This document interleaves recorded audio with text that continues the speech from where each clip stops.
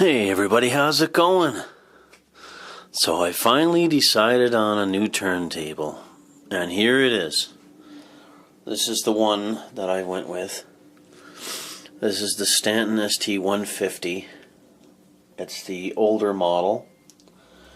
I just so happened to grab one just before they ran out of stock on them. Now I spent a lot of time pondering on which one to upgrade to, and back in the spring of 2018, when I became more interested in upgrading to a bigger model from the LP60 by Audio-Technica, and what I started with was, well, the very first one I looked at was a Project Debut Carbon, which is $600 Canadian, and that's basically the limit I put on a turntable. Was I said, well, that's as far as I want to go with a new one. That would be the maximum. Yep, you know, I don't want to spend mega bucks on a turntable. Anyways, I didn't like the Project Debut Carbon for, I guess, one main reason. What I didn't like about it was the fact that it was a manual speed change, and I didn't care for changing the belt manually. So, as time went on, I looked at a lot of different other turntables, from planers to this style of turntable, which is more of a DJ style turntable. And I looked at the Pioneers, I looked at the other Stantons, I looked at the Audio-Technicas, reloops, mixers, quite a bit of different turntables. I went through a lot of them throughout the spring and summer and fall. And then finally, I decided, I seen a pretty good sale on this one through a site here in Canada, or a business in Canada called Long McQuaid. And well, at first I seen the straight tone arm, because there's two different versions. There's the ST R8 150, which has a straight tone arm, and this one here is that's the only difference. This one has the S-shaped tone arm. So I decided that I just preferred the S-shaped tone arm. I just think it's cooler looking than the straight tone arm. I guess that's basically it, for aesthetic reasons, apparently. Not that I guess both different tone arms have their advantages and disadvantages, but from what I've read. But I decided I wanted the S shape. So, I kept an eye on the site, kept an eye on it, kept looking at it, and finally one day one of these popped up. And I said, okay, well, for that sale price, it's still on. I said, I'll go for it. What the hell? So I had it ordered down from Ontario, and well, this is it. Now, according to my manual here, this is obviously a Canadian printed manual.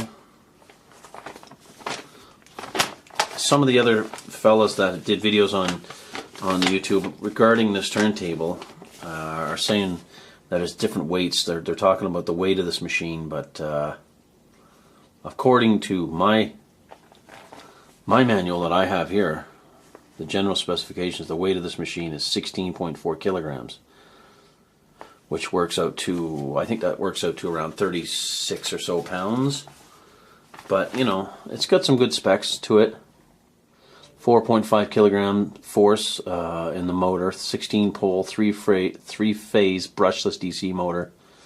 That's pretty good. Electronic braking, wound flutter of less than 0.1%. Needle pressure 2 to 5 grams, so it's not bad. That's got some pretty good specs to it.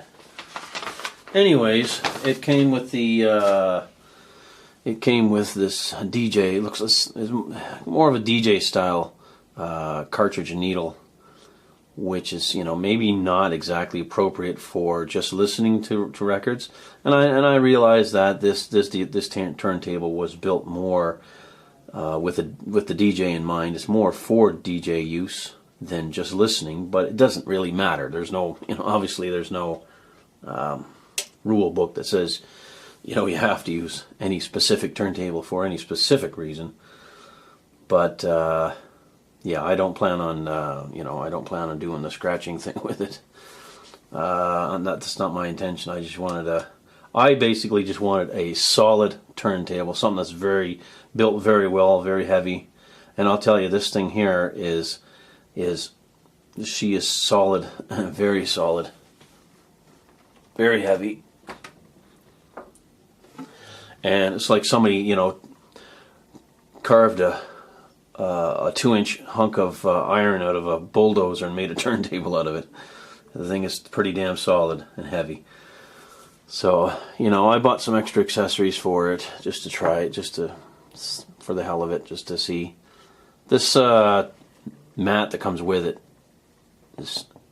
must be meant for scratching, because it's kind of like this slip mat is very hard. It's like a piece of plastic almost. It's felt, but it's got a lot of plastic in it. You know, it's very stiff. So, I mean, I decided to try out a cork mat. This is a cork and rubber mat, cork mixed with rubber. So I decided to try that out and give that a go. And so far, I think it's working okay, I guess. I don't have any issues. I haven't seen any issues yet regarding it.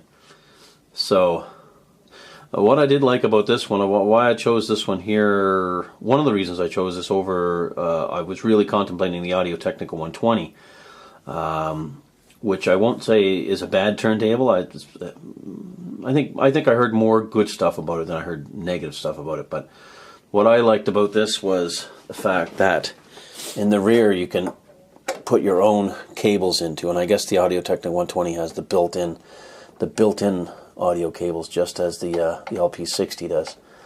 So I wasn't too keen on that.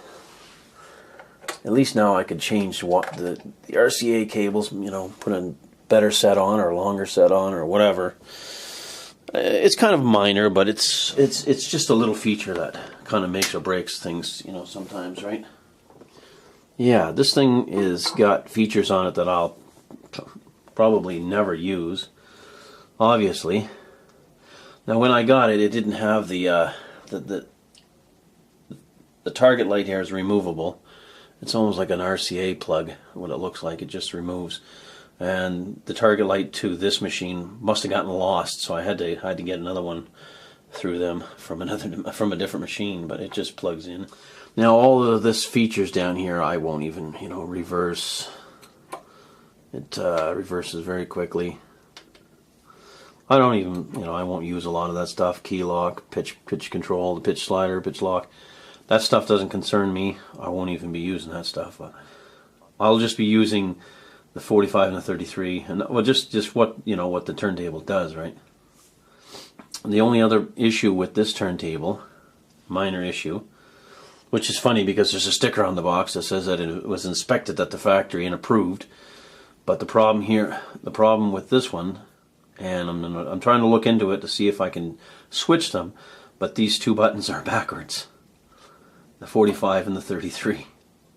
Again, that's kind of a minor issue. It's not, it's just right now it's on 33. You hit this one, it goes faster. It's on 45. So that's kind of silly, but the two of them together is 78. But yeah, they're kind of backwards. So I'm going to see if I can pop the buttons off and maybe switch them without, hopefully I don't damage them. But anyways, just show you a clip of the rear of the machine. It shows it's got the the inputs, regular left and right audio input out, and then it has a ground lift, which essentially is for built-in ground. It has to do with removing, I guess, removal of the ground. In case you have to hook this up to an extension that doesn't have the third ground prong, I guess. That's what I was reading, that it has something to do with the removal of that. So, anyways, also there's the phono in the line switch, which, is self-explanatory. Either you're going to use an external preamp or an amplifier. But if you just put it to line, then it's got its built-in amplifier, and then it's got a digital out. The digital out, I'm not sure. I'm not really too knowledgeable about what that's meant for. I tried hooking it up. I even ordered up this. Just a kind of a a low-priced cable, not a real expensive one, but this is a digital audio cable with the SP diff compatible, which, and I hooked it up, but I'm not getting nothing out of it, and I have no idea what's going on there. I was wondering if I could take a meter, and I wonder if you could test these outlets with a meter without actually having to take the machine apart. I don't know. If anybody knows about that, if I could do that, just to test to see if it's working properly, yeah, let me know. Other than that, it didn't come with a dust cover, unfortunately, so I decided to go ahead and get one. I decided to go and find one, and I got one from Amazon. Seems to fit over it quite nice. And there's the dust cover. So, I don't know. It was designed for this particular turntable, so it fits well. Doesn't seem to bother anything. Deck saver. So, not bad. I mean, it's not hinged, but it still covers it from the dust. And that's the main thing. That's the main point of it all. So I've added a few upgrades anyways. Whether the upgrades really make a big difference, don't know. And as far as the playability of it, I'm not sure. But the legs are adjustable. There, a little close-up. Let's do some close-ups. Yeah, there. The legs are quite fat. Pretty chubby legs on it, so that's cool. Close-up shot of the turntable itself.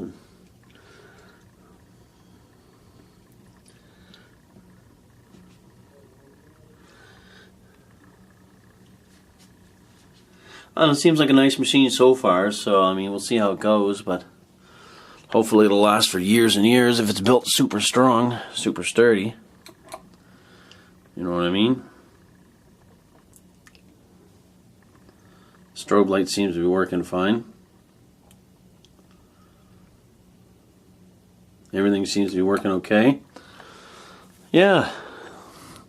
So there's the new turntable for now. Anyways, hopefully I get a lot of good years out of this thing. And of course I'll be, at some point I'll be trying out new needles when I can afford a new needle. I'm not sure what to go for. I'll have to get a head shell and the whole setup, but at some point in time I'll be trying a new needle. That one there is just a Groove Master. So maybe not exactly the audiophile type needle cartridge. But anyhow, I don't think there's anything else I got to say about it. That's about it. That's the new turntable. There's what the underside of it looks like under the platter, the motor. And the nice thing about this one too, this heavy duty platter, it's got that rubber coating on the bottom, which I like as well.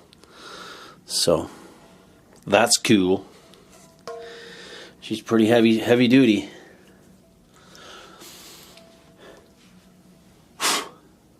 Gotta take a duster to it. Got a little bit of dust on it now. Alright, well, if you guys got any tips or tricks or comments or anything you want to let me know about, some of you guys know much more about these things than I do.